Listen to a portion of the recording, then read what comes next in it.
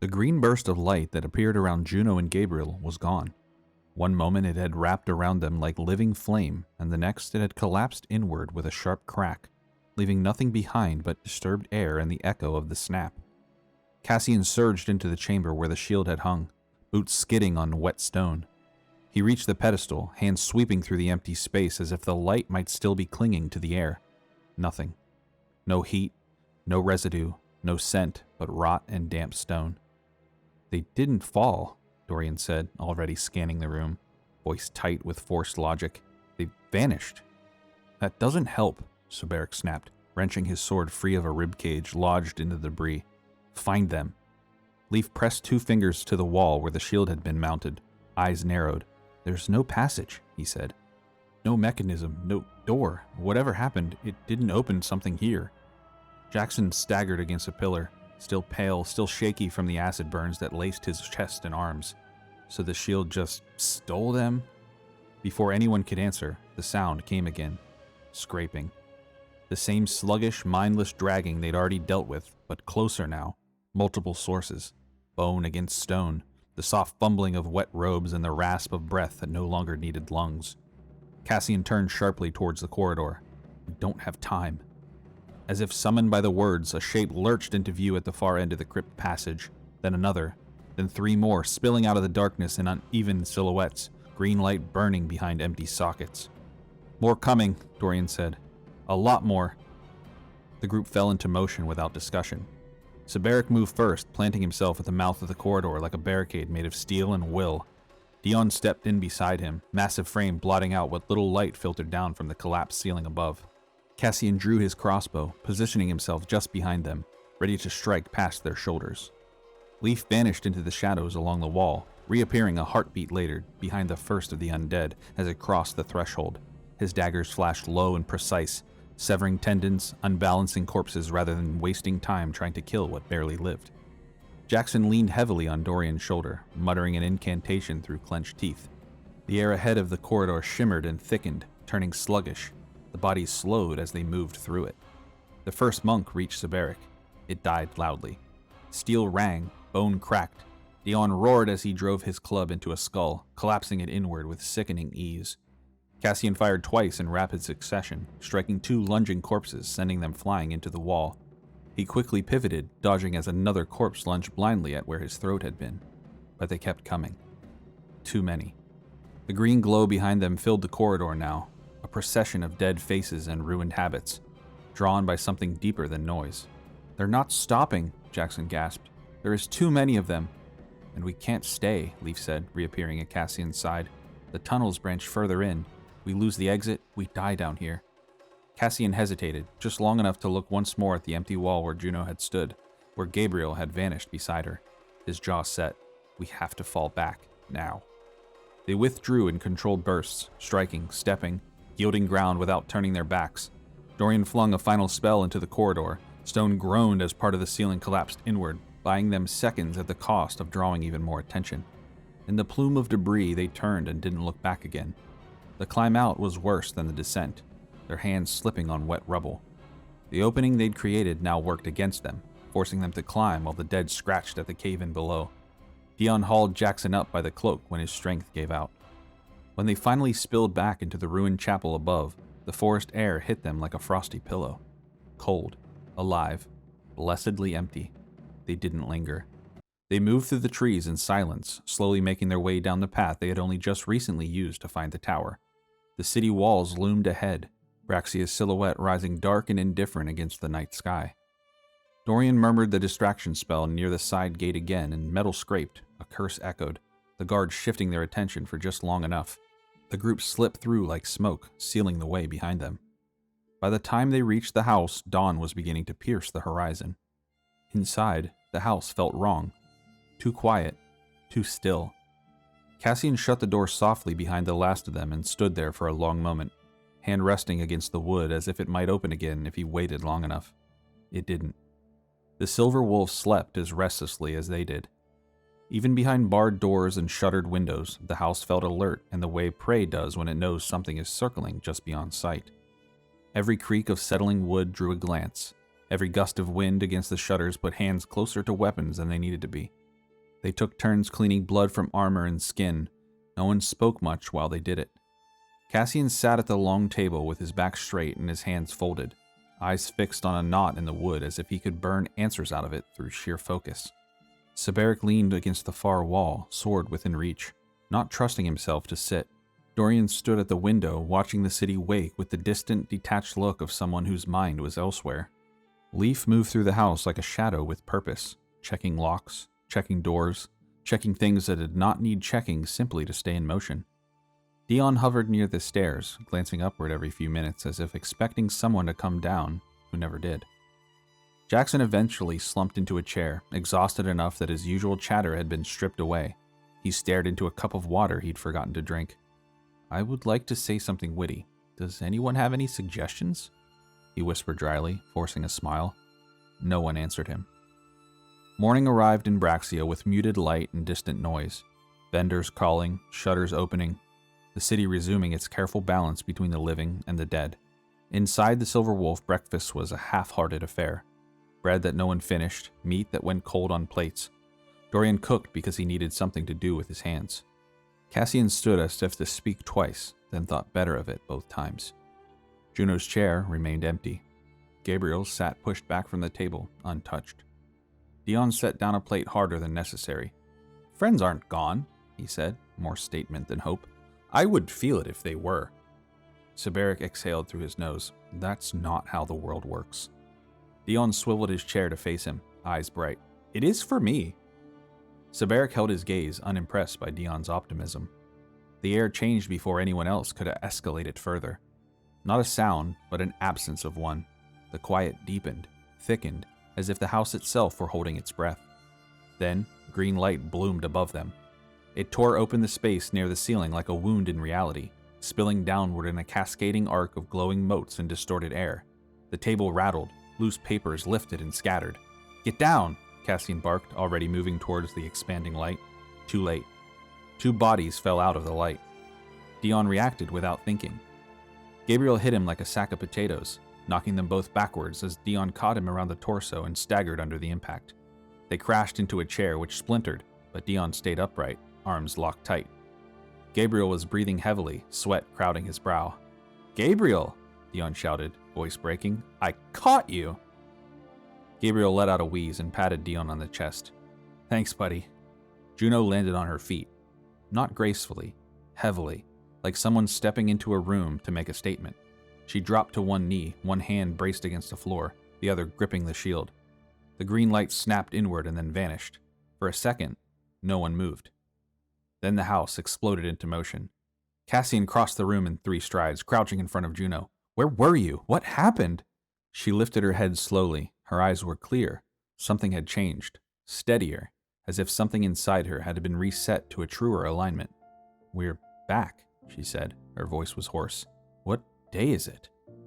"It's just the next day," Cassian replied. "You've only been gone a few hours."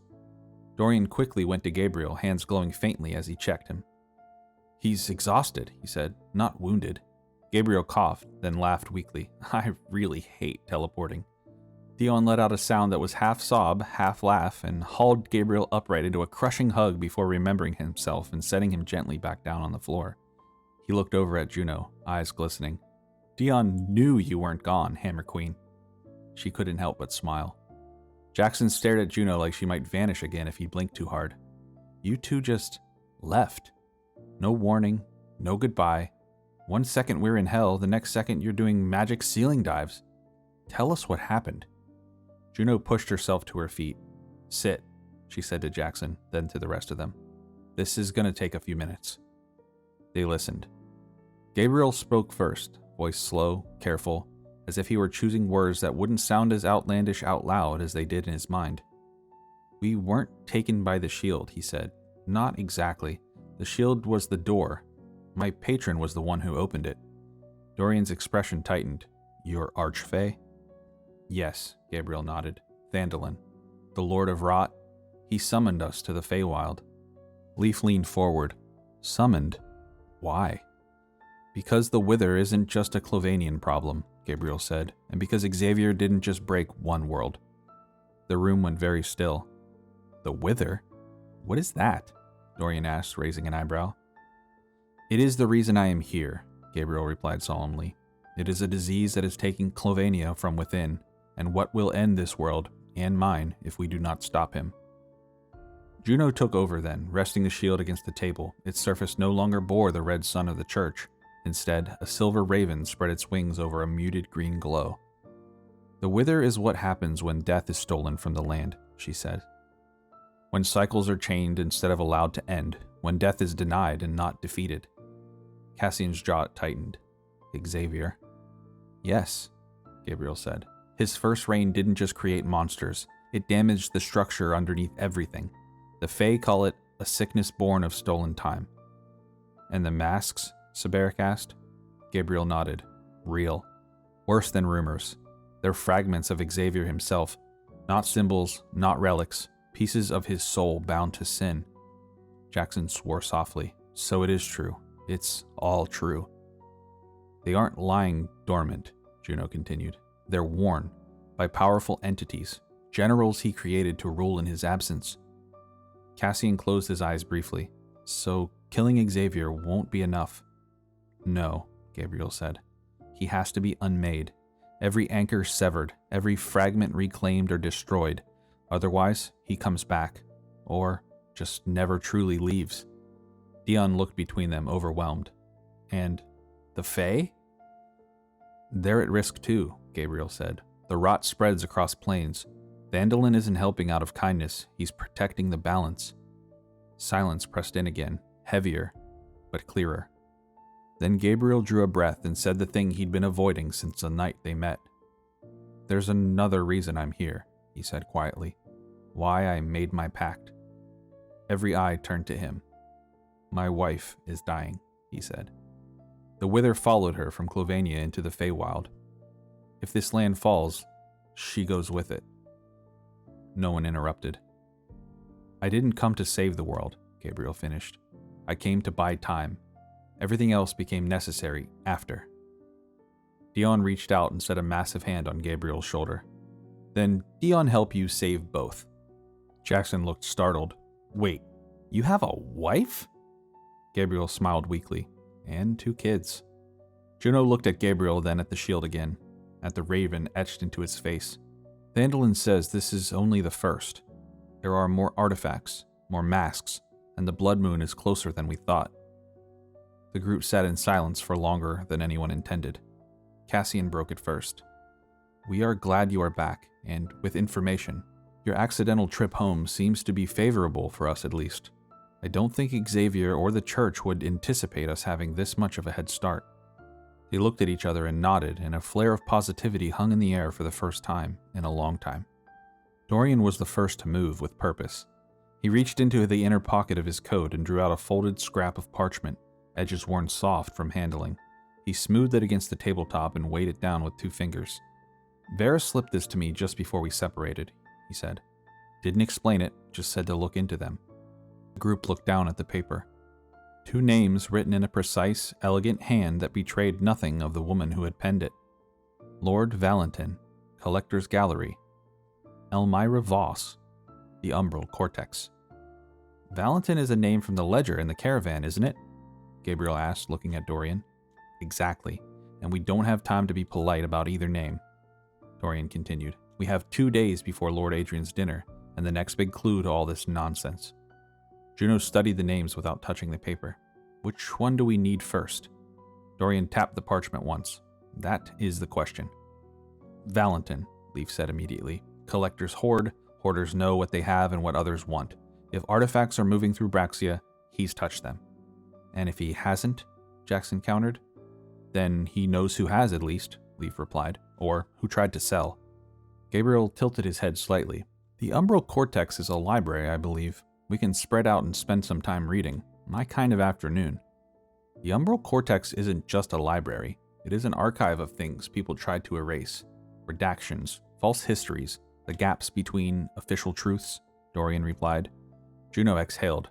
The masks. Yes, Dorian agreed, and possibly more about the artifacts, or where to find them, or at least references the church didn't manage to burn. Dion frowned. Why not both places? Cassian met his gaze.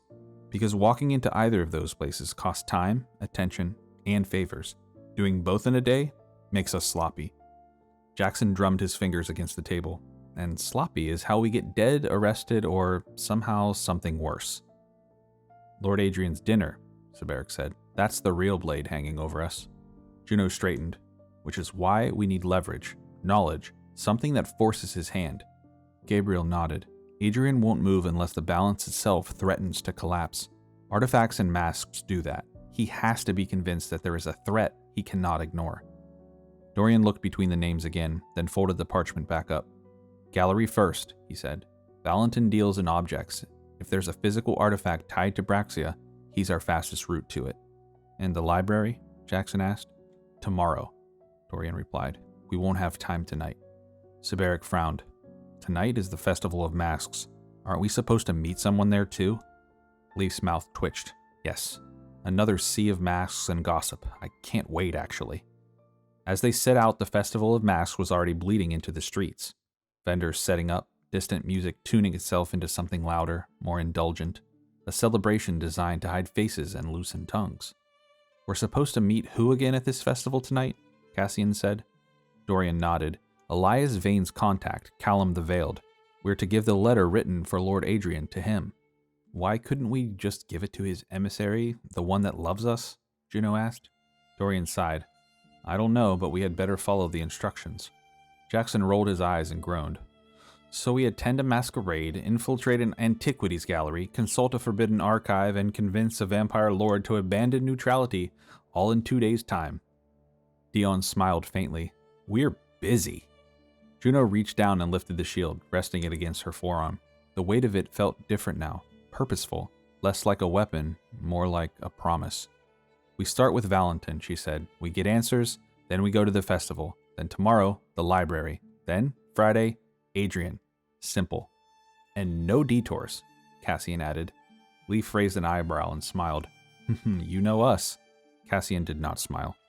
The 8 friends arrived at their destination quietly among the city, preparing for the night's festivities. Lord Valentin's shop did not announce itself with banners or fanfare. It didn't need to.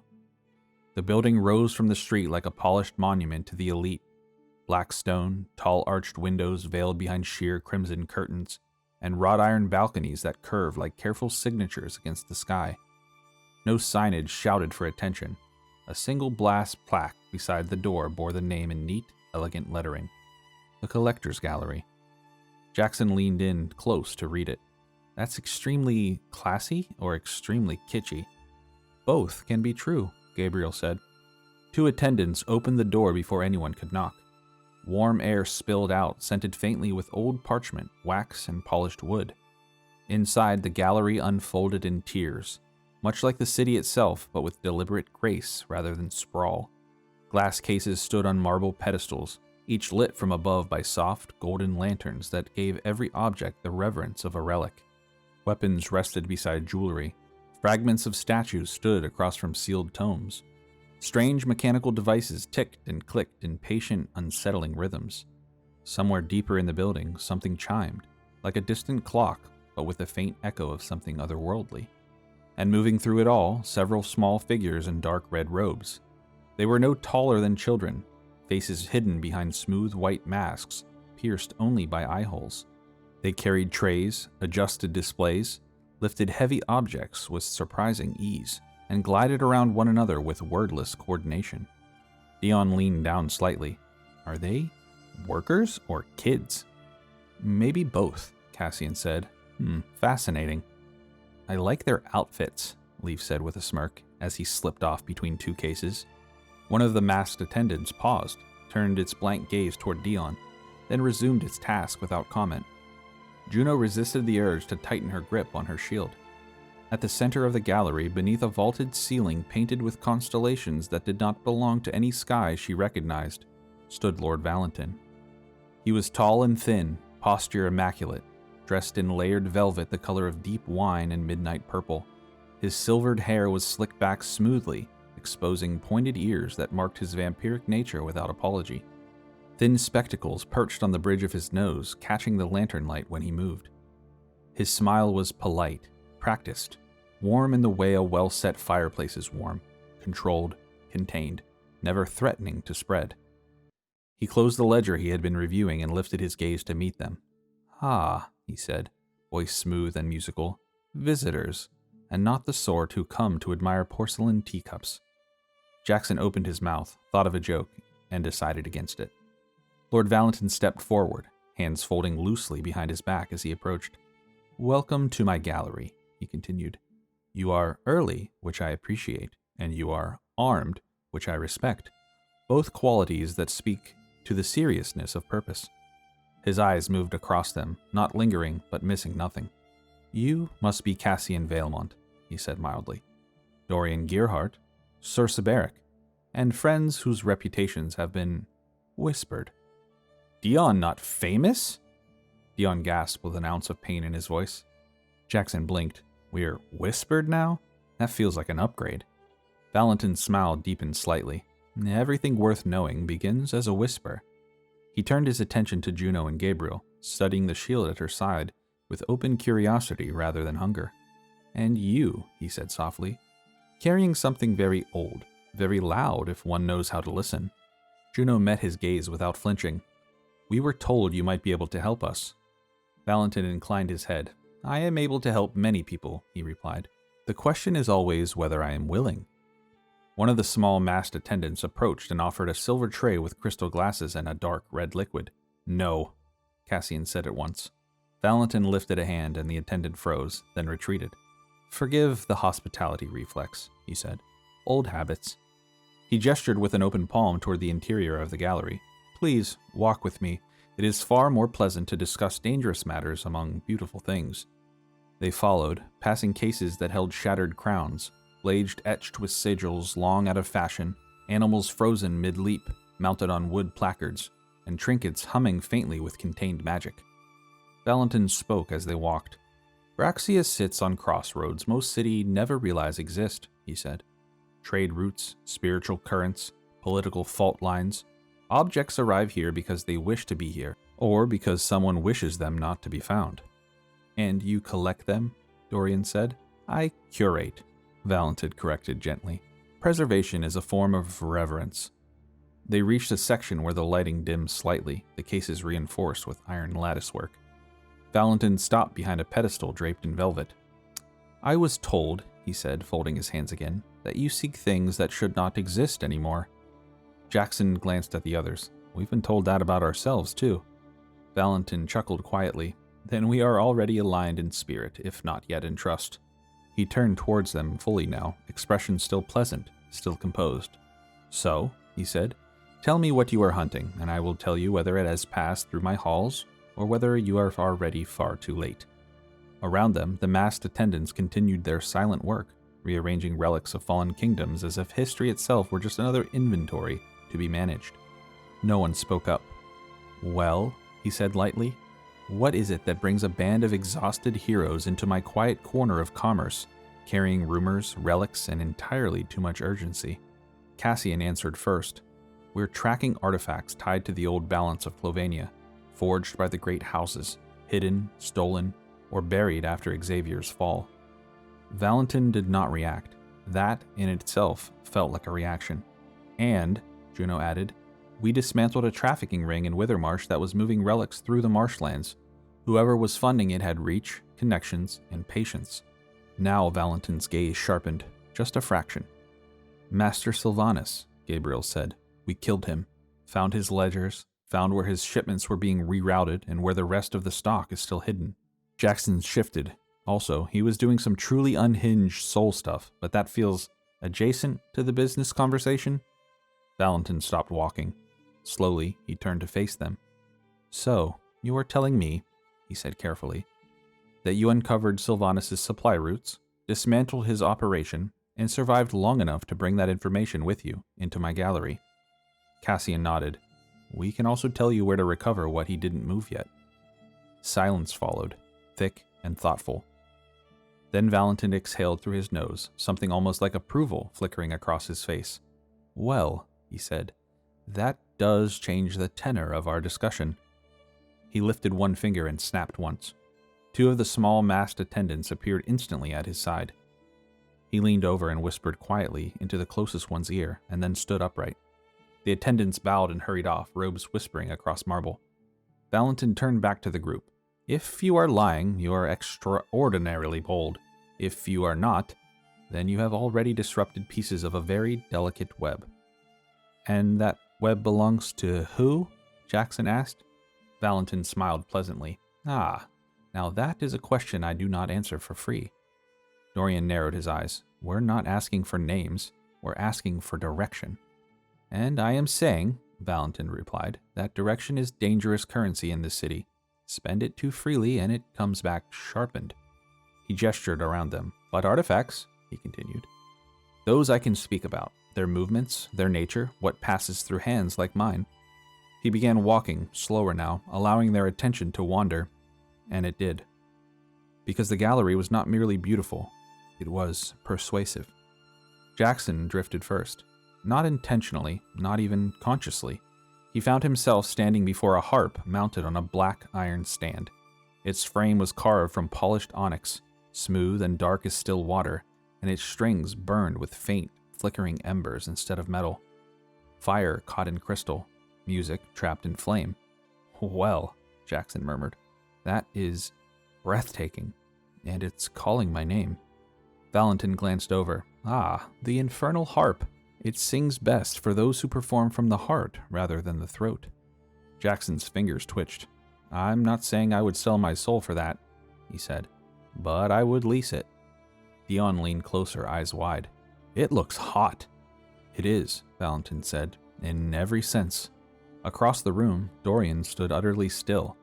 Before him loomed a full suit of articulated armor suspended upright on a rotating stand. Brass and steel interlocked with precise elegance, tiny runic gears turning quietly within its joints. A glowing orb sat in place of its face, waiting. The clockwork oracle, Valentin said softly, appearing beside him. An answer engine. One question each day, yes or no only. It never lies. Dorian swallowed. That's not safe. No, Valentin agreed, but it is honest. Dorian did not look away from it. You could end wars with something like that. Valentin tilted his head. Or start them. And then there was Leaf, who had reappeared near the group without saying a word.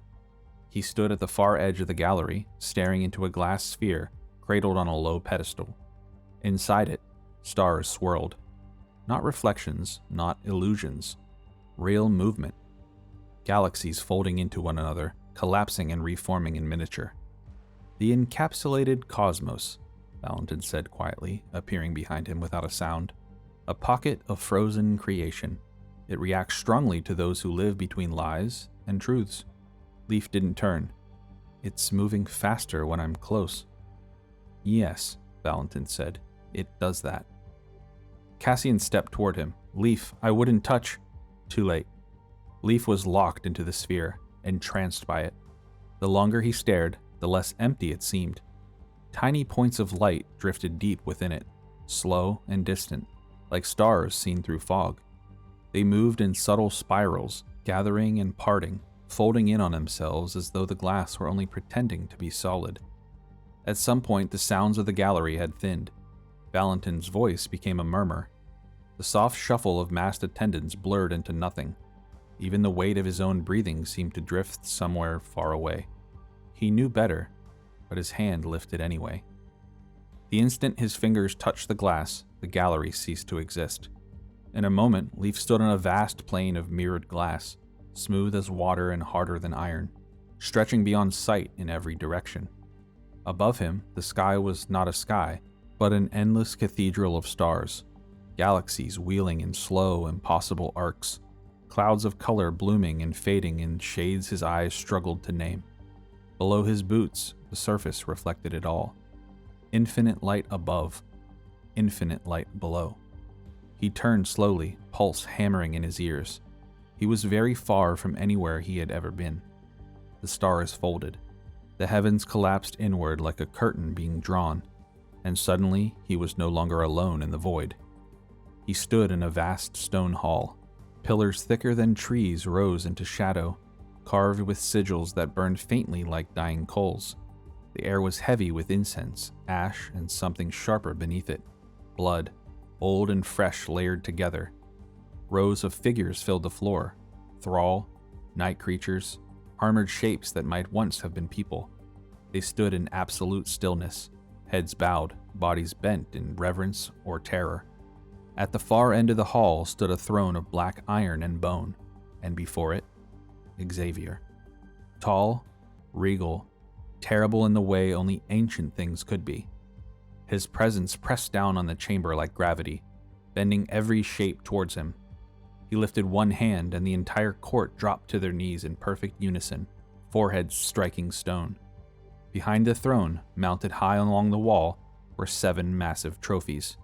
7 heads. Beasts, demons, things that should not have existed long enough to be slain. Their eyes were empty, their mouths frozen in half-formed snarls, flesh torn and bone shattered. Blood still ran from ruined necks, trailing down the wall in slow, dark ribbons as though they had just been slain and hung for all to see. Victory displayed like a warning. Leaf felt the weight of the room settle into his bones, the power, the certainty, the absolute knowledge that nothing in that hall could oppose the figure standing before the throne. Xavier turned. Not towards the court, toward him. The gaze caught and held, sharp as a blade behind the eyes. For a fraction of a heartbeat, something like recognition flickered across Xavier's face, and then he sat. And as he lowered himself onto the throne, the world twisted. The throne remained, but the body did not. Flesh rippled like water disturbed by a thrown stone, and suddenly the figure seated there was not Xavier at all. It was Leaf. Same narrow face, same scar at the jaw, same eyes now burning with something vast and patient and unafraid. The court bowed again, deeper this time. Not to Xavier, to him. Power settled over him like a crown he had been wearing all along and only just remembered. Fear fed it. Obedience strengthened it. The 7 ruined heads behind him loomed like proof of what happened to anything that stood in his way. Leaf felt the throne answer his weight, as if it had been waiting. A whisper brushed through his thoughts, soft and intimate. You were always meant for more than scraps. Another voice followed, colder, steadier. You would never be powerless again. Leaf tried to stand, tried to pull away. The body on the throne did not move. Instead, he smiled. And the smile felt natural. And the smile felt right. And the world, to Leaf, even for one terrible, perfect moment, finally made sense.